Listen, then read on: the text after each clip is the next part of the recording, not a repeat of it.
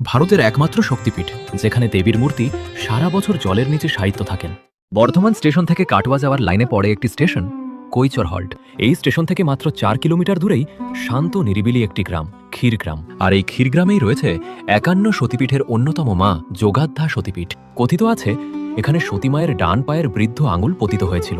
এখানে দেবী পূজিতা হন মা মহিষমর্দিনী দুর্গা রূপে, আর তার ভৈরব রূপে বিরাজমান ক্ষীরকণ্ঠক। এই পীঠের ইতিহাস অত্যন্ত প্রাচীন। এমনকি রামায়ণ যুগেও যোগাদ্দা দেবীর উল্লেখ পাওয়া যায়। এখানে দুটি বিগ্রহ পূজিত হয়, একটি প্রাচীন আর একটি নতুন।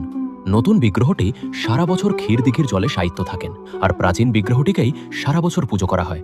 একসময় দেবীর সেই প্রাচীন মূর্তি হারিয়ে গিয়েছিল। পরে বর্ধমানের মহারাজা কীর্তিচন্দ্র হারানো মূর্তির অনুকরণে দশভুজা মহিষমর্দিনী রূপে নতুন একটি মূর্তি তৈরির দায়িত্ব দেন ডাইহাটের স্বনামধন্য নবীনচন্দ্র ভাস্করকে, যিনি দক্ষিণেশ্বরের ভবতারিণী মূর্তির নির্মাতা। অদ্ভুতভাবে এই